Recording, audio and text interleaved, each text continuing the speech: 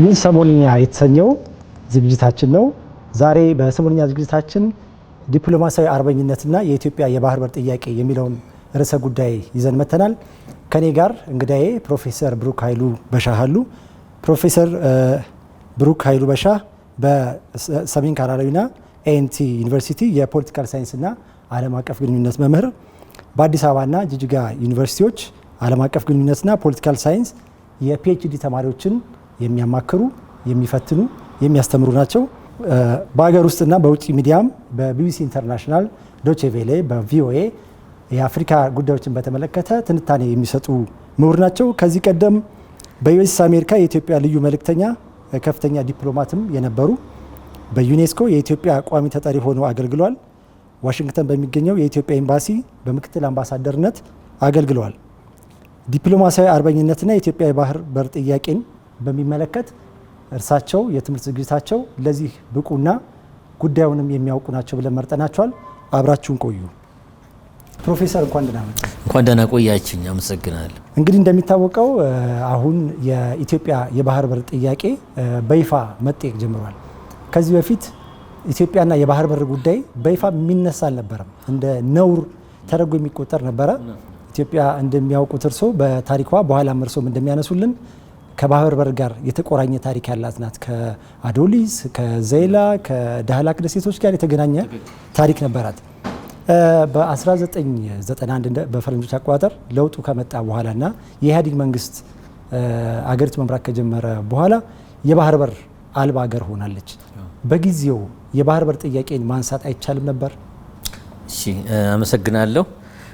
እርግጥ ነው ወንድሜ እንዳስቀመጥከው ኢትዮጵያ ለውሃ በር አዲስ አይደለችም። በታሪኳ ለዘመናት ለሺህ ዓመታት የውሃ በር የነበረን ሀገር ነን። እንዲሁም በቀይ ባህር በዚህኛው ክፍል ብቻ ሳይሆን ተሻግረንም በየመን አቅጣጫ ሁሉ የነበረን ግዛት የነበረን ሀገርና ኩሩ ሕዝብ ነበረ። ያው ጊዜው ተለዋውጧል። ይሄን ካልን በኋላ እንግዲህ በ1991 እንደ አውሮፓ አቆጣጠር በተመለከተ የፖለቲካው ሪያሊቲ ኦን ደ ግራውንድ ተለዋውጧል። ውሃ በር የሌላት ሀገር መካከል በህዝብ ብዛትም በቆዳ ስፋትም ትልቅ ከሚባሉት አንዷ ናት። እንግዲህ ይሄ ነው ጥያቄው።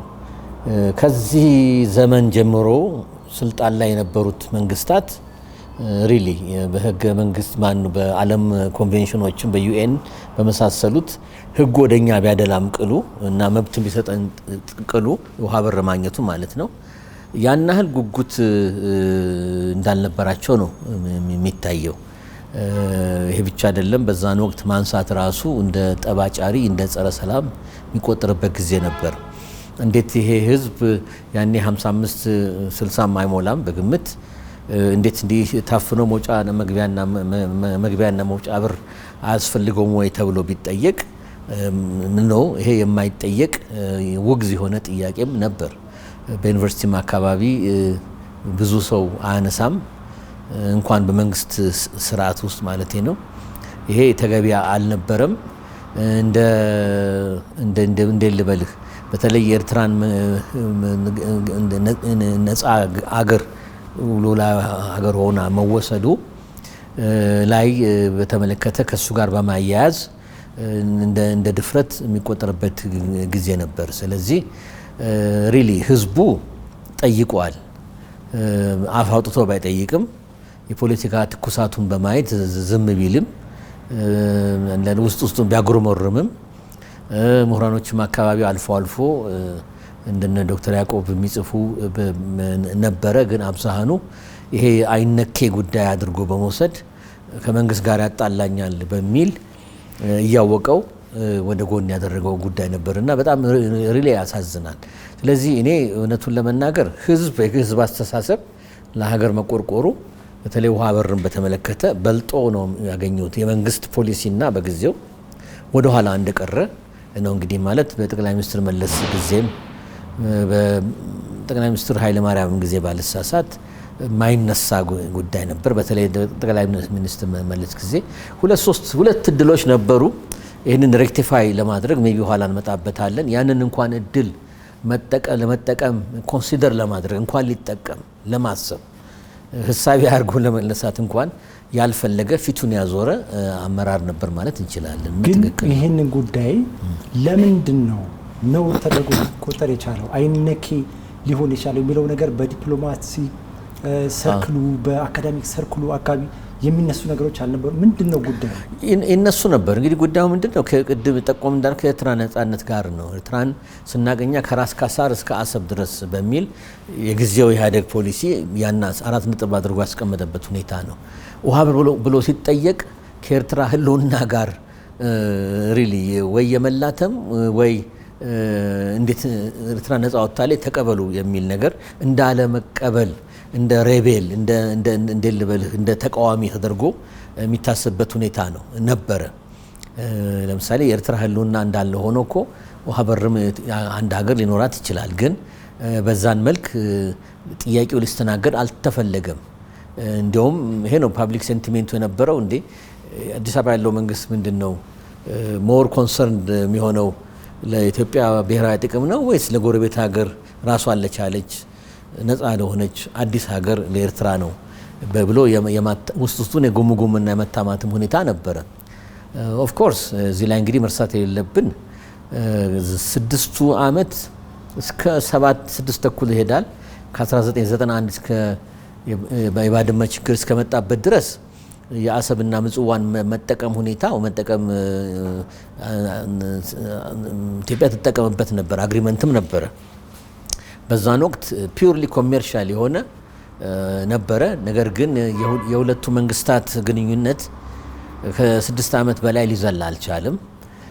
በተለያዩ ምክንያቶች የእርስ በርስ ራይቭለሪ አንዱ አንዱን ለማጥላት አንዱን ቶታሊ ዶሚኔት ለማድረግ አልበገር ኢንፍሌክሲቢሊቲ ግትርነት በአዲስ አበባና በአስመራ መንግስታት መካከል ያው ወደ ግጭት መርቷል።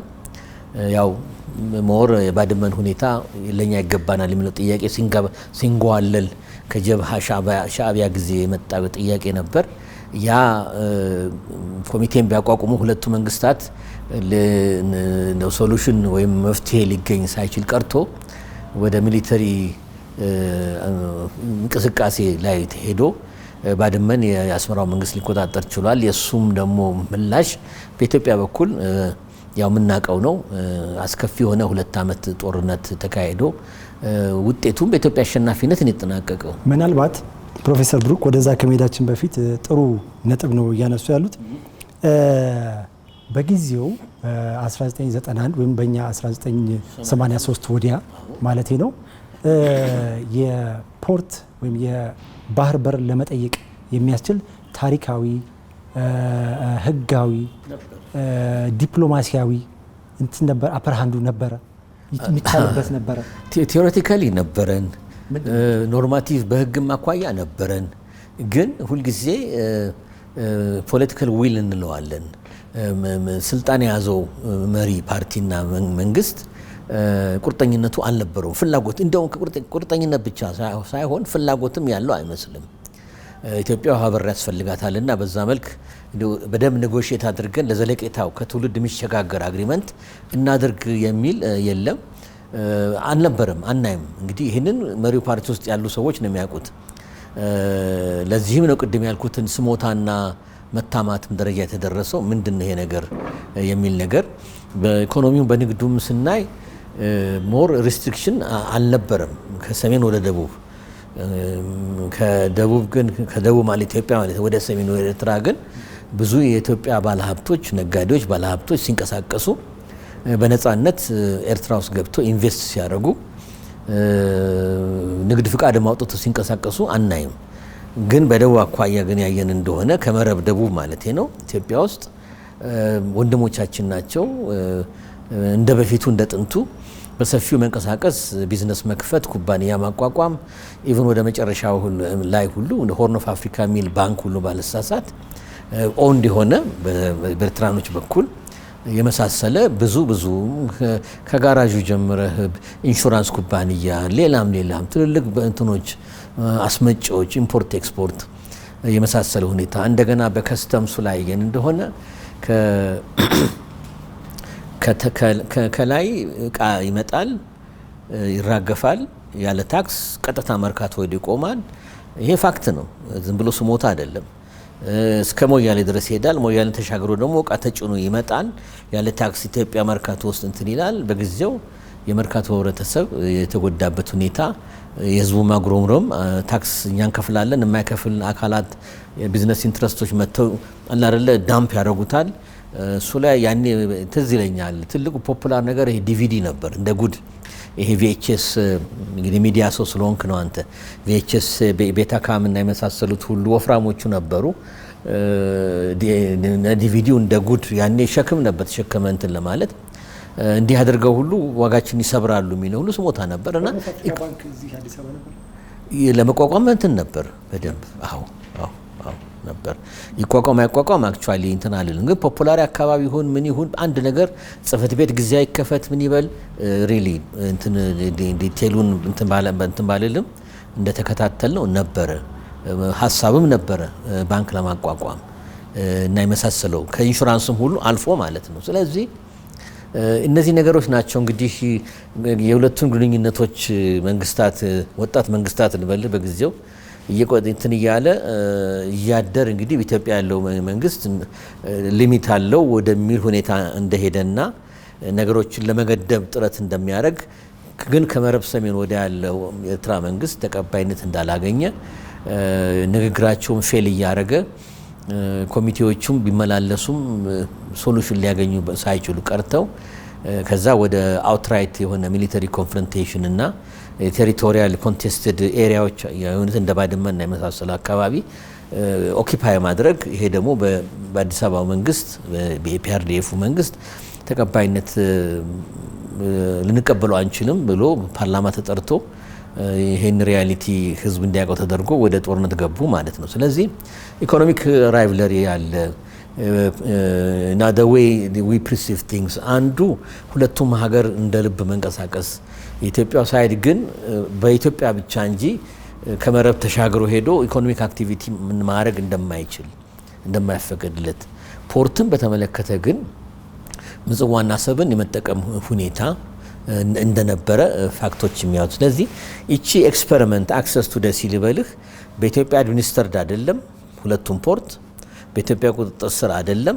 ጀስት እንደ ሰርቪስ ግልጋሎት ኢትዮጵያ እቃዎች የሚገቡበትና የሚወጡበት ሁኔታ ተደርገው እቺ ኤክስፔሪመንቷ 7 አመት ናት። ከዛን አመት ወዲህ እስካሁን ድረስ ምንም አይነት ሁኔታ በዚህ በሁለቱ ሀገራት መካከል ፖርት ኤርትራን ፖርት መጠቀም ሁኔታ አልነበረም ማለት ነው።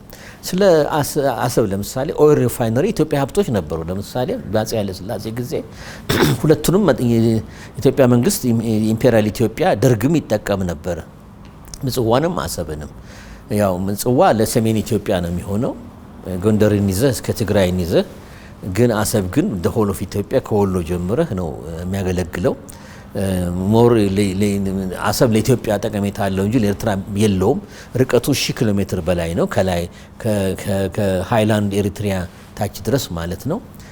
አሰብ ላይ ሪፋይነሪ ነበር በአፄ ኃይለ ሥላሴ ጊዜ የተሰራ በሶቪየት ህብረት እርዳታ የተቋቋመ ነበር። እሱ ሁሉ አያስፈልገንም የሚል ድምዳሜ ላይ ሁሉ የጊዜው መንግስት ነበረ። እንዲሁም ዲስማንትል ሆኖ የት እንደደረሰ ዊዶን ነው። ግማሹ ተሽጧል ይላል፣ ግማሹ ተላልፏል ይላል፣ ግማሹ ስክራብ ሜታል ሆኖ እንትን ይላል። ብዙ ወሬዎች አሉ። ይሄ እንግዲህ ዲቴይሉ መጣራት ያለበት ሁኔታ ግን የሪፋይነሪ ሁሉ ኢትዮጵያ አያስፈልጋትም። ልክ እንደ ኔቪ ሁሉ አያስፈልጋትም። ኔቪ ምንም አይታየንም። የኔቪ ኢትዮጵያ ሀብት ሁሉ ያው ያለ ምንም ልበልህ ኮምፐንሴሽን በነፃ ልበልህ ነው ርክክብ የተደረገው። ኢትዮጵያ የኔ የምትለው እንኳን የሚከላከልላት መንግስት ኖሮ ይሄ ኢትዮጵያ ሀብት ነው፣ ብዙ ሀብት ፈሶበታል፣ ወይ ግዙን እንሽጥላችሁ የአባት ነው አንድ አማራጭ ነው፣ ወይ እናከራያችሁ የአባት ነው። ይሄ ሁሉ አልነበረም። በቢዝነስ ትራንዛክሽን ማለት ነው። ወሰኑ የነበረውን ተወሰደ፣ ኦኪፓይድ ሆነ። ሰሜንም አየር ኃይሉንም ኤርፎርሱም የተገኘው በሙሉ ቴክ ኦቨር ነው የተደረገው በአዲሱ የፒኤልኤፍ ሻዕቢያ መንግስት ማለት ነው። ስለዚህ እንዲህ አይነት ጉዳዮች ለምን የኢትዮጵያ የህዝብ እኮ ሀብት ነው የሚባል ጥያቄ አይነሳም። ስለዚህ ይሄ ከምኑ ጋር ነው? ከአቲቲዩዱና ከነበረው የፒአርዲኤፍ ፖዚሽን ጋር የተያያዘ ነው ማለት ነው። ስለዚህ ሞር እነሱ ለዚህ ጥያቄ ሞር መልስ ደግሞ ቢሰጡና ቢያብራሩት ይመረጣል። ግን እኛ እንደ ኦብዘርቨርስ ያየነው የነበረው ሁኔታ ፓብሊክሊም ሰው የሚነጋገርበት ውስጡንም ቢሆን ይሄ ነበር ማለት ፈልጋለሁ። ጥሩ ነው ፕሮፌሰር ብሩክ። ወደ ኢትዮ ኤርትራ የሚሊታሪ ኮንፍሮንቴሽንና የነበረውን የ2 ዓመት ደም አፋሳሽ ጦርነትን አንስተውታል። በኋላ ኢትዮጵያ አሸንፋ አፐር ሃንዱን አግኝታ ወደ ድርድርም ተገብቷል። አንዳንዶች ያን ጊዜም በተለይ የአሰብን ጉዳይ ኢትዮጵያ ማንሳት ትችል ነበረ ብለው ያነሳሉ። ይሄስ አጋጣሚ ሚስ ተደርጓል ብለው ያስባሉ? ትክክል፣ ሚስ ተደርገዋል። ኢትዮጵያ ብዙ ኢንቨስት አድርጋለች አሰብ ላይ፣ ምጽዋ ላይ፣ ሞር በተለይ አሰብ ላይ። ምክንያቱም ሃይላንድ ኤሪትሪያ አይጠቀሙበትም፣ ምንም የሚጠቀሙበትም እንትን የለም፣ ኢሎጂካል ነው። አሰብ ተጠቀመ ስንት 1000 ኪሎ ሜትር በላይ የነዳ ወስደ በትረክ ማመላለሱ ኢስ ዩዝለስ ምጽዋ እያለ ማለት ነው። ስለዚህ ሞር ለኢትዮጵያ ሂንደርላንድ፣ ለኢትዮጵያ ሴንትራል ኢትዮጵያና ደቡብ ኢትዮጵያ ነው የሚያገለግለው እና ኢት ኢዝ አ ሎስ። አንደኛ ኢንቨስት አድርገናል። ኢምፔሪያል ኢትዮጵያ ደርግም ቢሆን ኢንቨስት አድርጎበታል፣ አስፋፍቶታል። ባርዥ ይባላል የፖርት የሚያራግፉበትና የሚጭኑበት ሁሉ ተሰርቷል። አሰብም ተስፋፍቷል፣ ከተማም ሆኗል። ሌበር ፓወርም 30 ሺህ 40 ሺህ 50 ሺህ ሁሉ ከፖርቱ ጋር የተያያዘ አትሊስት የሰው ኃይል ነበረ። ያ ሁሉ ነው እንግዲህ ተፍረክርኮ ተበትኖ የቀረው ማለት ነው። ስለዚህ የስ መጠየቅ ይቻል ነበር፣ ካሳም መጠየቅ ይቻል ነበር፣ አልተጠየቅም። ሞር የሚመስለው ቁስል አለ በሁለቱ ሀገራት መካከል። እንዲያው ምንም ዙም እንደሚባለው ዝም በሚል እናሳልፈው ይመስላል፣ which is ስህተት ይመስላል። ያኔ ቅድም እንዳልኩት ሰው ቢናገር ሪያክሽኑ ኔጋቲቭ ይሆናል። ሁለተኛም ደግሞ በመንግስት በኩል መንገድምና ሁኔታዎችም አትሞስፌርም ስፔስም ስላልተፈጠረ በዚህ ጉዳይ ለመወያየት ሁሉም ምንም ማድረግ አልቻለም። ዝም ብሎ እያየ ያሳለፈው ጉዳይ ነው። አሁን ነው እንግዲህ ጊዜው ያለፈ መጥቶ ለምን እንዲህ የሚለው ጥያቄ የመጣውና የስ ኢትዮጵያ ያቺ ደሃ ሀገር፣ ታዳጊ ሀገር፣ ጦርነት ውስጥ የነበረች ሀገር ባላት አቅም ኢንቨስት የተደረገበት የኢትዮጵያ ማሪታይም መርከቦች ሁሉ አሰብና ምጽዋ ላይ ሁሉ እንዳሁን እየተንከራተቱ አይደለም። ከጅቡቲ ወይምን እየተባለ በሰው ፖርት ምንጠቀም ሀገር ነን እኛ። አሁን ነገራችን ላይ እዚህ ላይ ማንሳት ይገባል። ምን ነጥብ ምንድነው የኮሎኒያሊዝም ኤክስፓንሽን የአካባቢ ሁኔታ እንዴት እንደለወጠም ባጭሩ መነጋገር ያስፈልጋል ለኦዲየንሱ። ምን ማለት ነው ይሄን ስል ይህ አካባቢ በበርሊን ኮንግረስ ውጤት ለስምምነት መሰረት ለጣሊያን እና ለእንግሊዝ እና ለፈረንሳይ ነው የተሰጠው። ፈረንሳዮች ጅቡቲ ላይ ቲኤፍኤአይ ላይ አቋቋሙ። ያን የሚባለው እንደዛ ነው። ሀርጌሳና አካባቢው አሁን ሶማሊላንድ ምንድነው እንግሊዞች ገቡ። ሞቃዲሾ ለጣሊያን ነው እና ያቺ የቀረችዋ ፓርት አሰብ ከተሰጠች በኋላ ጣሊያኖች መተው ፎርት አቋቁመው ከዛ አስተዳደር ሲያቋቁሙ ኮሎኒያል አስተዳደር ለማቋቋም በፓርላማ ወስነው ምን ስም እንስጠው ለዚች ኤሪያ? እኛ ባህረ ነጋሽ ነው የምንለው። እንግዲህ ይሄን ምንድነው ኤርትራ የሚባል ሀገር ልክ ስንት ሺህ ዓመት ኤርትራ የሚባል ሀገር አለ የሚል እንድምታና ይሄ የተንሻፈፈ አርጊው የሚያደርጉ ሰዎች አሉ፣ በተለይ ኤርትራኖች። ይሄ ፋክት ስህተት ነው። ኤርትራ የሚባል ሀገር ከ1891 በፊት ኤርትራ የሚባል ሀገር የለም። ባህረ ነጋሽ ነው የሚባለው።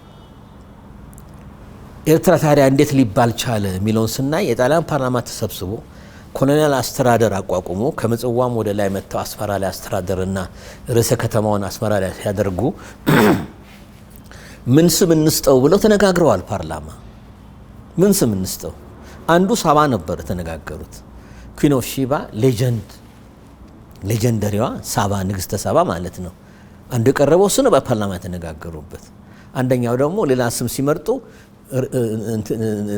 ኤሪትራ እንበለው ያሉት። ኤሪትሪያ ማለት ምን ማለት ነው? ግሪክ ቃል ነው፣ ሲተረጎም ሬድ ሲ ማለት ነው። ቀይ ባህር ኤሪትሪዮስ ነው የሚባለው ከነ ግሪክና ሮማን ኢምፓየር ጀምሮ። ያንን ለውሳኔ ያቀረቡ።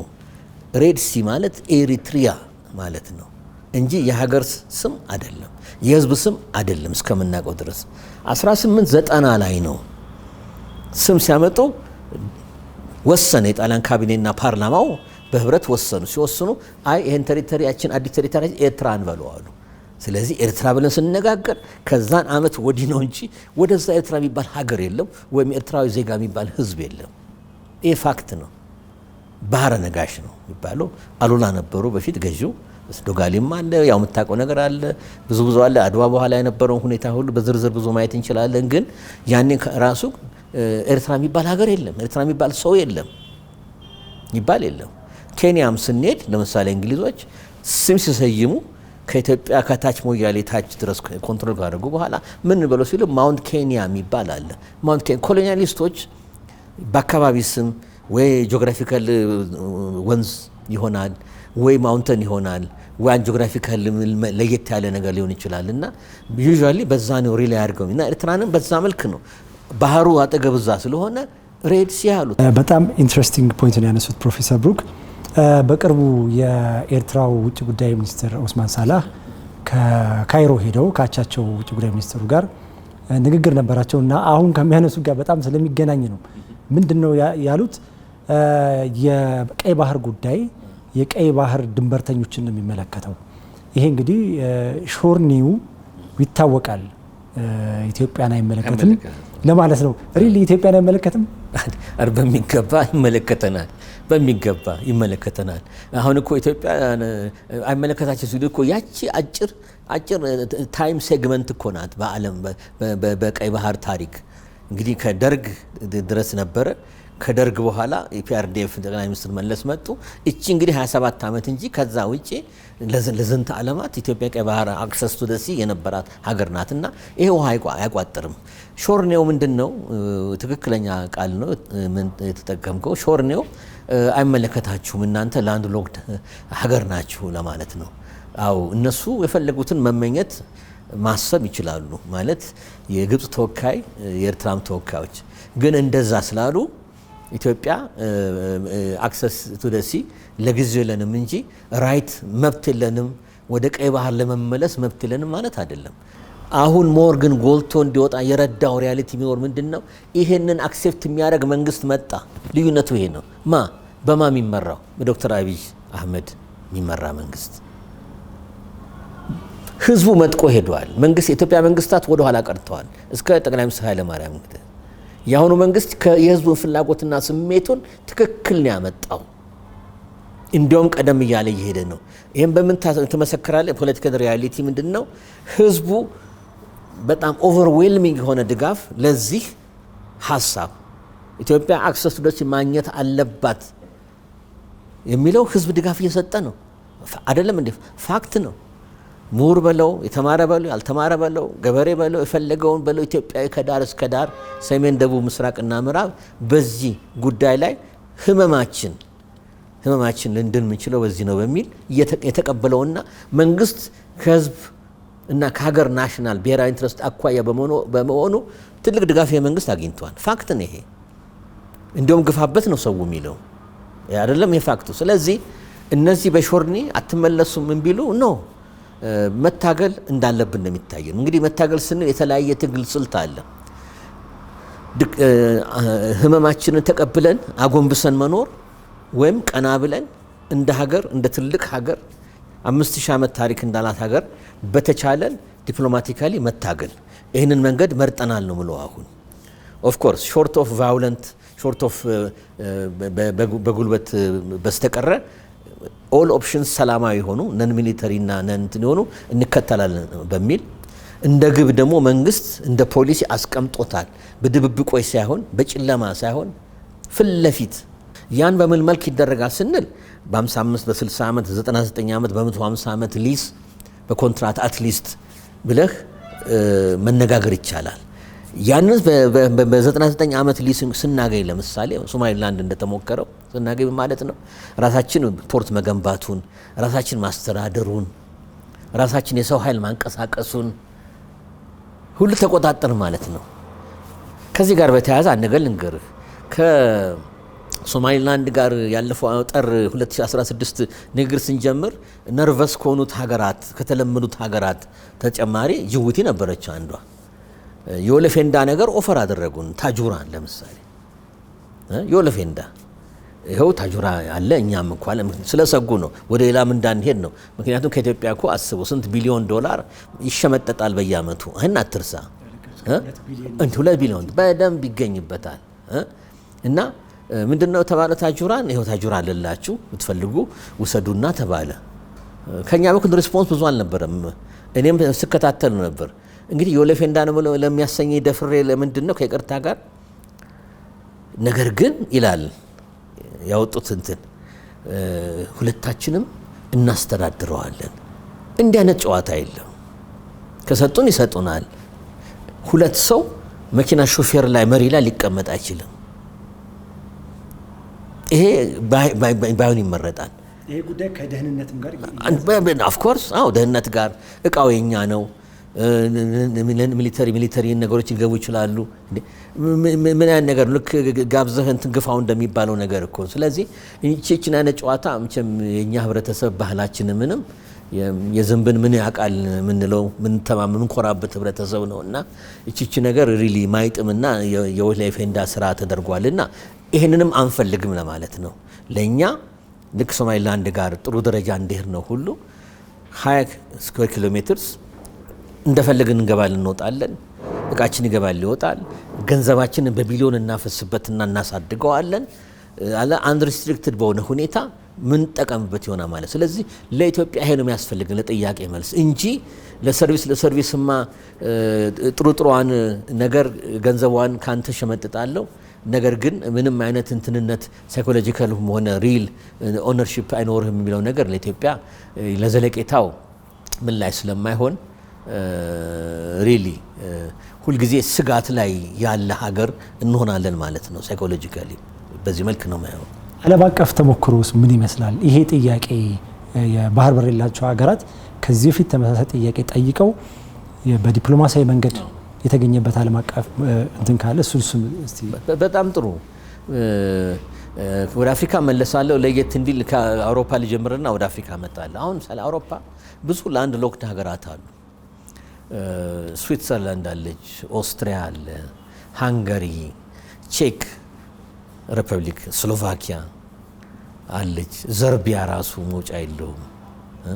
ብዙ ሴንትራል ኤዥያ ስንመጣ ደግሞ በሙሉ ካዛክስታን፣ ኡዝቤክስታን፣ ቱርክሜኒስታን የመሳሰሉት ሀገራት አርሜኒያም ኖት አርሜኒያ አዘርስ አትሊስት ሾር አላቸው፣ ብላክ ካስፒያን ሲ አላቸው እና ስለዚህ የኢትዮጵያ ዕጣ ፈንታ አላቸው ማለት ነው። አሁን ማን ነው አውስትሪያና ስዊትዘርላንድ የሚታወቁት በሀብታቸው ነው እና በጣም ፖቴንሻል ያላቸው ሀገራት ናቸው። ግን ለዘመናት ላንድ ሎክድ ሀገራት ናቸው።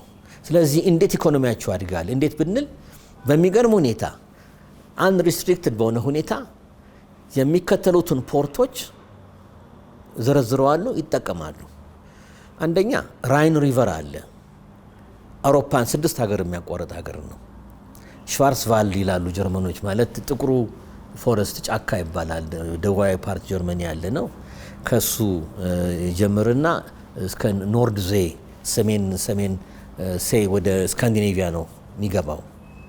እንደገና ዳኒዩብ ሪቨር አለ። ዳኒዩብ ደግሞ 10 ሀገራትን የሚያቋርጥ ነው። ብዙ ሊትሬቸር ተጽፎበታል። ምን ተብሎ መቼም ሌላ ነገር ነው፣ ፓራዳይስ ነው እዛ እና አሁን እሱን ዳኒዩብን ስንወስድ ከዚህ እስከ ብላክ ሲ ድረስ ይሄዳል ይታይ፣ እስከ ጆርጂያ እስከዛ ድረስ እስከ ቱርክ ጀርባ ማለት ነው። ይህን ሲደረግ የአውሮፓ ካልቸር ምንድን ነው? ላንድ ሎክድ የሆኑትን ሀገራት በቃ ፖርቱን ልክ እንደራሳቸው እንዲጠቀሙ መብት ተሰጥቷቸዋል። ለምሳሌ ስዊሶች እና አውስትሪያኖች በሰሜን ሳይድ ዕቃ ሲያስገቡና ሲያወጡ የት መሰለ? ከዲዩስቡርግ ይጀምራል። ጀርመን አንዱ ትልቁ ፖርት ነው ዲዩስቡርግ፣ ሃምበርግ፣ ብሬመን። እነዚህ ደግሞ ትላልቆቹ ናቸው በጣም። ከሆላንድ ደግሞ አንትወርፕ፣ አምስተርዳም፣ ኤኒ ነው በሙሉ ካናል አለ። ወንዙን ብቻ እንደ ልብ ኤኒ ታይም ይገባል ያስወጣል፣ ምንም ሪስትሪክሽን የለውም። ዳኒዩብም እንደዛው። ስለዚህ ይሄ አይነት ካልቸር ላንድ ሎክድ ሀገራት አሉ። ነገር ግን ችግራቸውን በምን ፈቱ ነው አይደለም እኛ ትምህርት እንዲሆነ የምንፈልገው። በዚህ መልክ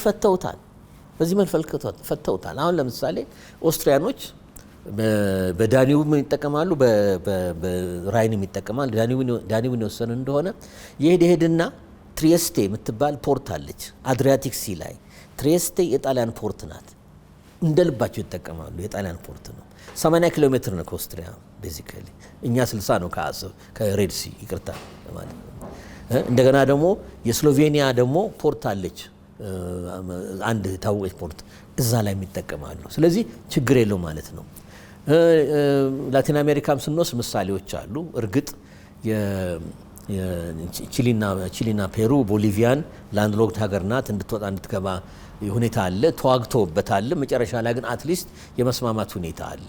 ስለዚህ በየኮንቲነንቱ እንዲህ አለ። ወደ እኛ የመጣን እንደሆነ እኛ ዙሪያውን ትልቁ ሀገር ኢትዮጵያ ስለሆነች ወንዞች በነገራችን ላይ ወቢሸበሌ በለው ገናሌ በለው አባይ በለው ከኛ ነው የሚፈሰው። እንግዲህ ላንድሎክድ የበሉን እንጂ የውሃ ሀብት ያለን ሀገር ነን እኛ፣ ለእነሱም ህልውና እንትን ምንለው። ስለዚህ በተቻለን ሶማሌላንድ ሆነ ሶማሊያ ሆነ ጅቡቲ ሆነ ኤርትራ ሆነ ጋር በመነጋገር በጊቭና ቴክ በሚውቹዋል በጋራ ጥቅም ላይ የተመሰረተ ማድረግ እንችላለንና ምሳሌው አለ። እንግዲህ የጠፋው ምንድነው? ጉድዊሉ ነው። በአፍሪካ ተመሳሳይ አለ። አዎ እንኳን ተናልከኝ በደም እንጂ አሁን ምሳሌ ሞዛምቢክ ባልሰጅ የማላዊን ብሔራዊ አውትሌት ታስተናግዳለች፣ የዚምባብዌን ታስተናግዳለች። ሞዛምቢክ ይታይ አንቻ ግራንቻ ምናምን የለም። እንደ ወንድም እንደ አፍሪካዊ በፓን አፍሪካኒዝም ስሜት እንደ ጥቁር ህዝብ አለ። እኛ ጋር ግን የተለየ ነው። ቀይ ባህር አካባቢ የተለየ ለምንድን ነው ጉድ የሚሆነው? እኛ ሀገር ለምንድን ነው ከልብ በወንድምነት ተግባራዊ የሚሆነው? ለምንድን ነው? ኢትዮጵያን ገናናነትና እድገት አለመፈለግ ነው? ኢትዮጵያን መፍራት ነው? መፈራትም ያለባት ሀገር አትመስለኝም። የሰላም ሀገር ናት። አሁንም ቢሆን አቅሙና ጡንቻው ያላት አጎንብሳ የምትለምነው ማናት? ኢትዮጵያ ናት። እባካችሁ ምትለው እንጂ በጉልበት ወስዳሉ አይደለም። አሁን ድረስ አሰብንም ሌላም በተመለከተ ብዙዎች የሚያነሱት የኢትዮጵያን ጥንካሬ የመፍራት አይነት ነገር በአንዳንድ ሀገራት ላይ ይታያል እና ወደ ባህር በሩ ከመጣች እንደ ትሬት የመቁጠር ነገሮች አሉ። እዚህ ላይ አይ ቲንክ በደንብ ዲስከስ ማድረግ ያለብን ይመስላል። ጥሩ ነው። ለምሳሌ ልክ ነው። ኢትዮጵያ ወደ ባህሩ በር ጠጋ ስትል እኮ ባለን ኢኮኖሚ ባለን ህዝብ ብዛት ድሮም የታየ ነው። አሁን ደግሞ በተጠናከረ ሁኔታ ነው። እያደግን ነው። እያጠፍን ኢኮኖሚያችን እያደገ ስለሄደ ኢትዮጵያን እንደ አንድ ታዳጊና ሀገር ወንድም ሀገር እንደማይወስዷት ነው ጥያቄ። ለምንድን ነው የማይወስዷት ነው? የኢትዮጵያ ማደግ ለነሱ ምን የሚያጎድልባቸው ነገር አለ? ስጋት ይፈጥራል። ለምንድን ነው ስጋት የሚሆነው? ለምን ስጋት ይመጣል? እነሱም የማደግ መብታቸው የተጠበቀ ነው። ያላቸውን ሀብት ተጠቅመው ኤርትራም ሆነ ጅቡቲም ሆነ ሶማሌላንድም ሆነ ሶማሊያ ማደግ እኮ ይችላሉ። ኢትዮጵያ አታድጉም ብላ እኮ ነው ስትዘጋባቸው በር። እሱ ሌላ ጉዳይ ነው። ዓለም አቀፍ ሕጉም እኛን ይቀጣል፣ እነሱም ለነሱ ቤኔፊሻል ጠቀሜታ እንለው ማለት ነው። ነገር ግን ያውም እኮ ገና ለገና ነው። እኛ ቴንደንሲያችን ትክክለኛ መስመር ውስጥ ገብተን እያደግን ነው። ከአፍሪካ 5ኛ ኢኮኖሚ ደርሰናል። እያጠፍን ኬንያ ሁሉ አልፈናል። እየሄድን ነው እና ባደግን ቁጥር እንዲሁም መዘጋጀት ያለባቸው እንደ ኤርትራና ጅቡቲ የመሳሰሉ ሀገራት ናቸው። የእኛ ኢኮኖሚክ አዙሪት ሊያስቆሙት አይችሉም። አሽከርክሮ ነው የሚስባቸው ወደዚህ። ይሄ የኢኮኖሚክስ ህጉም ነው። የፖለቲካል ጂኦፖለቲክሱ የሚያሳየው ይሄንን ነው። ኢትዮጵያን ሊያስቆሙ አይችሉም። ህዝባቸውን ሊያስቆሙ አይችሉም። ወደ ኢትዮጵያ መምጣቱ ስራ በመፈለግ ቺፕ ሌበር በመንቀሳቀስ አሁን አሜሪካን የሜክሲኮና ካናዳ አሜሪካ ስበት ላቲን አሜሪካን እንኳን ሜክሲኮ ስቦ ነው የሚያስገባቸው። ኢትዮጵያም እንደዛ ነው። ይህንን ፕሮሰስና ሂደት ከተፈጥሮ ህግ ጋር መጋጨት ይሆናል። ሊያስቆሙት አይችሉም። ኤርትራም ሆነ ኢትዮጵያን እድገት ሊያስቆሙት አይችሉም። ባይሆን አብሮ እንደ ሌሎች አውሮፓ ሀገራት እንደሚያርስ በርስ አብሮ መስራቱ ለነሱም እጅ ለእጅ ማለት ማደጉ ጥሩ ነው። በሚሊተሪና ሴኩሪቲ ላነሳው አሁን መነጋገር አለብን። ኢትዮጵያ እንግዲህ ስታድግ ኢኮኖሚክ ኢንትረስት አላት። በነገራችን ላይ ብዙ መርከቦች ካሉት ሀገራት ቶፑ አንዱ ከአፍሪካ ኢትዮጵያ ናት። ያው የሚንከራተተው የኢትዮጵያ ሺፒንግ ላይንስ ማለት ነው። አንድ ጅቡቲ አንድ ምን እያለ እና የመርሳት የለብንም እና ያ ባደግን ቁጥር መርከቦችም ይጨምራሉ። ማሪታይም ኢምፖርት ኤክስፖርታችንም እየጨመረ እያጠፈ ሲሄድ ፖርት ያስፈልገዋል፣ ማረፊያ ያስፈልገዋል ማለት ነው። እንደገና ደግሞ ከኢኮኖሚክ እድገትና ሀብት ጋር የሚመጣው ምንድነው? ሚሊተሪና ሴኩሪቲና ፖለቲካል ክብደታችን እንደዚሁን እየጨመረ ይሄዳል። ይሄንን አይንን ግንባር ካላሉ በስተቀረ ሊያስጥሉም ሊያስቆም አይችሉም። ኤርትራም ጅቡቲ ማንም ሊያስቆም አይችሉም። ይሄ ፋክት ነው። አብሮ መኖሩ ነው የሚመረጠው አሁን። ስለዚህ ኢኮኖሚያችን ሲያድግ ያንን መርከቦቻችንን ፕሮቴክት የምናደርገው ከአደጋ ከፓይረሲ በምናችን ነው፣ በባህር ኃይላችን ነው። አይ ደህንነት መፍጠር አለብን ሀገራችን ለማስጠበቅ። ስለዚህ ይሄ ማይታበልነውን አብሮ መሄድ ነው ማለት ነው። እንዲያውም እኔ እንዴት ነው ማየው የትናንሾቹ የአፍሪካ ቀንድ ሀገራት ኢትዮጵያ እንዲያውም አለኝታቸው ናት ነው የምለው። በኢትዮጵያ ካልቸር፣ በኢትዮጵያ ጉድዊል በጎ ለጎረቤቱ ለሚያይ ህብረተሰብ እንደ ኢትዮጵያ አይነት ነገ ኤርትራ ብትጠቃ በፈለገው ሀገር፣ ነገ ጅቡቲ ብትጠቃ በፈለገው ሀገር መጀመሪያ ምድርስ ኢትዮጵያ መሆኑ ጥርጥር የለውም። እንዲሁም ለነሱ አለኝታ ነን ነው የምለው። የኛ ሚሊተሪ ፕሬዘንስ በቀይ ባህር አለኝታ ነው። አለዛ የግብጽ መፈንጫ ነው የሚሆነው፣ የታወቀ ነው። አሁንም ኦልሬዲ የሆነ ነው። ከግብጽ ፕሮቴክሽን እነሱ ውስጥ ከመደፍጠጥ አይድኑም ባይነኝ ነኝ። ስለዚህ የራሳቸውን ደህንነት ማረጋገጥ ከፈለጉ እነዚህ የጠቀስኳቸው ሀገራት ከኢትዮጵያ ጋር አብሮ መስራት፣ የኢትዮጵያን ሕዝብን ጥላ መፈለግ ለህልውናቸው ማረጋገጫ ይሆናል ባይነኝና ስለዚህ ፍትጊያው አዎ አለ። እኛ እንዳንወጣ የሚፈልጉት ለምንድን ነው? በአጭር ሊያስቀሩን ይፈልጋሉ። ነገር ግን አሁንም ደግመዋለሁ፣ ይሄ ማንም ሊያስቀረው ኢቨን ኢትዮጵያ መንግስት አይሆንም ቢል ሊያስቀረው የሚችለው ኃይል አይሆንም፣ ሊያስቀረው አይችልም ነው። ለምን ብትል ኢኮኖሚያችን ባደገ ቁጥር ወደዛ መውጣታችን የማይቀር ወደ ቀይ ባህር መንግስት እንኳን ይሄው 27 ዓመት አይመለከተንም አንውጣ ተብሎ ተዘግቶ የተያዘው መንግስት ቅድም እንዳልኩ ወደ ኋላ ስለቀረን ነው። ስለዚህ ሪያሊቲውን መቀበል ያስፈልጋል። የኢትዮጵያንንም ትልቅነት መቀበል ያስፈልጋል። እኛም ራሳችን የኛን ትልቅነት በጸጋ ማየት አለብን። አይናፋር ሆነን እያጎነበስን አንዳንዴ ፈሪሃ እግዚአብሔር መሆን ጥሩ ነው። ዝቅ ማለት ጥሩ ነው። ትዕቢት መጥፎ ነው። ነገር ግን ይሄ ሀገር ታላቅ ሀገር ታሪክም የሚያሳየው ይህንን ነው። ጠንካራ ሀገር ከሆንን እንሆናለን፣ እየሆንንም ነው። ይህን በጸጋ ተቀብለን ፕሮቴክት ማድረግ እንደ ፈርተን ጥቅጥጉን ሳይሆን ነገሮች እኮ ዝም ካልን አካባቢው በሙሉ ትርምስ ሲፈጠር የእኛን ዴስቲኒ ሁሉ አፌክት ኔጋቲቭሊ የሚያደርገው ሁኔታ ሲፈጠር በራሳችን ላይ ካራ አንገታችን ላይ ማድረግ ነው ብዬ ወስደዋለሁ። ነገር ግን ተሳትፈን አብረን ከወንድምና እህት ሀገራት ጋር ኮርስ ኦፍ ኢቨንቶቹን ሁኔታዎቹን ኮርስ ኦፍ የፖለቲካል ዳይናሚዝሙን ጂኦስትራቴጂክ ሁኔታውን አብረን ከሌሎች ጋር አጋሮች ጋር ሆነን ግን ፉትፕሪንት አሻራችን ማሳረፍ ለኛም ለነሱም ለሁሉም ትክክል ነውና ይሄንን ታሪካዊ አደራ ታሪካዊ ኃላፊነት መሸከም መቻል አለብን። ይሄ አይናፋርነታችን ብዙ ቅርቃሮስ ከቶናል ነው የምለው።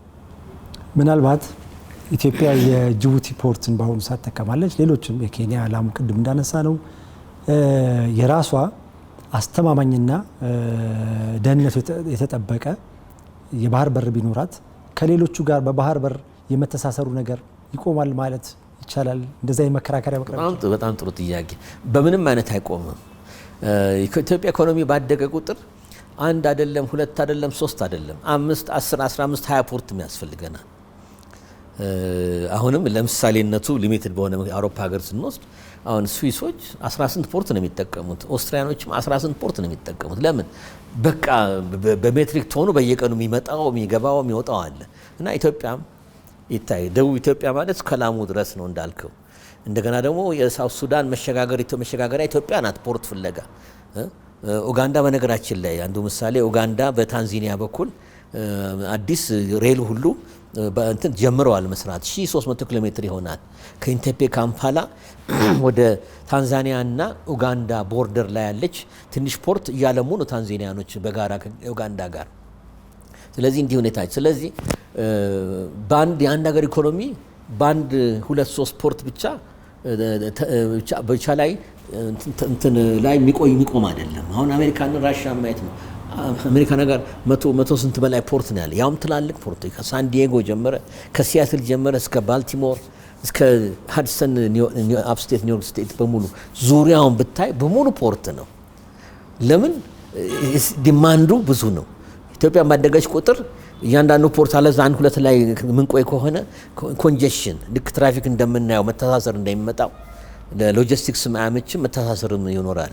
እቃዎች ሁሉ ጉድስና ሰርቪስስ ዲሌይ ሁሉ ያመጣልና እኔ ይሄ ቤዚክ የሆነ ኢኮኖሚክስ ነው። እሱም ሀገር በጣም እያደገ ሲመጣ በአንድ በሁለት በሶስትም አይወሰንም። በርካታ ፖርቶች ይኖራሉ። በአንድ ሁለት ሶስት መወሰን ደግሞ እንደውም እንደ ጅልነትም ሊቆጠር ይችላል። ለምን ሁሌ እንደምለው እንቁላልሁን በሙሉ ሰብስበ በአንድ ዘንቢል ውስጥ ወይ ሁለት ዘንቢል ውስጥ መክተት ነው። ይሄ ሪስኩን ማብዛት እንጂ ማሳነስ አይመስለኝም። መጨረሻ ላድርገውና ጠቅላይ ሚኒስትር ዶክተር አብይ አህመድ በቅርቡ በነበራቸው የፓርላማ ጥያቄና መልስ ላይ ካነሱት በፒውር እንግዲህ እንግሊዝኛ ነው የምጠቀመው ፒውር ጊቭ ኤንድ ቴክ ፕሪንሲፕል ተጠቅመን እንጂ በጦርነት አማራጭ አይደለም ብሏል። ኦኬ የምንቀበለው እናውቀዋለን፣ ፖርት ነው። ምን እንሰጣለን? በጣም ጥሩ። እንዲያውም ውስጡንም ቀደም ሲልም ከሶማሊላንድ መፈራረም ጋር ያን አካባቢ ወንድሜ እንደምታስታውሰው ብዙ ኢትዮጵያ ጊቭ ኤንድ ቴክ እጅሽ ምን አላት የሚለውን ጥያቄ መመለሻ ነበረን። አንዱ የተነሳው እንደውም ኢትዮጵያን ኤርላይንስ 10-20% ይሄ ፕሮፊታብል የሆነ ትልቅ ጃይንት የሆነ ተቋም ነው። እሱ ከአባይም ዳም የተወሰነ በኤሌክትሪክ መልክ ሳፕላይ ማድረግ ያው ራሱ ገንዘብ ነውና ሌላም ደግሞ ሌላም ሀብት ይሄ ፈርታይል የሆኑ አካባቢዎቹን ስዋፒንግ ኦፍ አላረለ በደንብ የተከለሉ ኤሪያዎቹን መመንት ማለት ኤክስቼንጅ መለዋወጥ እሱ ሁሉ አንዱ ነው እና ኢትዮጵያ ብዙ ሀብት አላት። በዛ መልክ ሊደረግ ይችላል እና እነዚህ ናቸው እንግዲህ ኦፕሽኖቹ ማለት ነው እኛ ልንሰጥ የምንችለው እንጂ ምንም ምድረ በዳ የሆነ ሀገር ምንም ሀብት የሌለው ሪሊ ሳይሆን ገና ብዙ ምንሰጠውም አለ። ገና ኦይልና ጋዝ እየተነጋገርን አይደለም። መውጣቱ አይቀርም፣ በሚቀጥሉት አመታቶች ማይቀር ነው። ሚነራልም በወርቅም በምን በትሎ የትናየት ነው። ስለዚህ በሼር ኩባንያ እንኳን ገብተው ጎረቤት ሀገራት ቢሰሩ ብዙ ቤኔፊት ከኢትዮጵያ ያገኛሉ እንጂ ብዙ የሚጎልባቸው አይመስለኝም። አሁንም ደግሞ አለው የጎደለው ጉድዊል ነው፣ ቅንነት፣ ቅን ልብ፣ ተንኮላዊ ሳይሆን ኢቭል ሳይሆን ቅን ልብ ነው የጎደለው። እኔ ብሰጠው ሊያድግ ይችላል፣ ሊበልጠኝ ይችላል። ስለዚህ ምንድነው አሳጥረው በታትነው አፍርሰው። ይሄ ኢቭል ነው። ለራስ ህዝቡም አይሆንም። እንኳን ኢትዮጵያ ህዝቡማ ያው ታወቀ ነው፣ ሊጎዳን ነው የታስበው። ለራስም አይሆንም። ውሃውን ቁጭ ብለህ 1000 ኪሎ ሜትር 1200 ኪሎ ሜትር አይኑን እያየ አንድ ሀገር ከነመሪው አጣጥፎ እያየ አቤት ውሃ እያለ ቢውል ምን ዋጋ አለው? ገንዘብ ሊሆን አይችልም። ኢቨን ፖርት እንጠቀም ቢባል ከ1-2 ፖርት በቂ ነው ለነዛ ይሄን መሳሰል ትናንሽ ሀገራት። የተቀረው ዝም ብሎ ማየት ብቻ ነው ውሃው ወዲና ወዲህ ሲል። ስለዚህ ያንን እንደ ወርቅ እንደ አልማዝ ውሃውን ወስዶ ወደ ገንዘብ መለወጡ ነው ትልቅ ጥበብ። አመራር ሊደርሺፕ ማለት ደግሞ ምንድነው? አገርን ማሳደግ ነው እንጂ በቀናዊ ሆኖ ዘግቶ ቆልፎ ይዞ ህዝቡ እየደህየ አገር እየፈረሰ አገሮች ወደ ኋላ አገሩ ወደ ኋላ እየቀረ ሌላው የተመጠቀ ኢትዮጵያን ጨምሮ እጥፍ የተመጠቀ እየሄደ ይሄ እንግዲህ የአቲቲዩድና የሊደርሺፕም ችግር ነው ማለት ነው። ስለዚህ ምንድነው ሮል ኦፍ ሊደርሺፕ ላይ ወስደናል ማለት ነው። የመሪዎች ራሱ መለወጥ ሀገርን ወደ በጎ ወደ መጥፎም ሊወስድ ይችላል እና እነዚህ ሀገራት በራቸውን ቆልፈው የያዙ ዘላለማዊ አይደለም። ለሁሉ ጊዜ ያለው ተፈጥሮም ራሷን ምላሽ ትሰጣለች። ያ ሲሆን ደግሞ እና በሳል የሆነና ሪዝነብል የሆነ መንግስት ማነው ግሩፕ ኦፍ ሊደርስ አመራሩ ላይ ስልጣን ላይ ሲመጡ ሪሊ ይህን የምናወራው ችግር በአጭር ጊዜ ውስጥ ሊፈቱት የሚችላሉ የሚልም ኤክስፔክቴሽን አለኝ። ይሄ እንግዲህ ጉድዊል ነው። ናይቭ በላይ ምን በለኝ ሁሉ ተንኮለኛ አይደለም። ከጎረቤቱ ወንድሙ ጋር መኖር የሚፈልግም አለ። በዚህ ደግሞ እንተማመናለን። ህዝብና ህዝብ አብሮ የኖረ የተጋባ የተዋለደ ነው። ቀናዊ እክለኛ ፈሪሃ እግዚአብሔርና አብረን እንደግ የሚል መሪዎች ሲመጡ ደግሞ ይሄ ችግር በአጭር ጊዜ ውስጥ ይፈታል የሚል አስተያየት አለኝ። በጣም አመሰግናለሁ ፕሮፌሰር ብሩክ ኃይሉ በሻ የዓለም አቀፍ ግንኙነትና የፖለቲካል ሳይንስ ምሁር ተመራማሪና ዲፕሎማት። የዛሬው የሰሞንኛ ዲፕሎማሲያዊ አርበኝነትና ኢትዮጵያ የባህር በር ጥያቄ በሚል ያዘጋጀነው በዚሁ ተጠናቋል።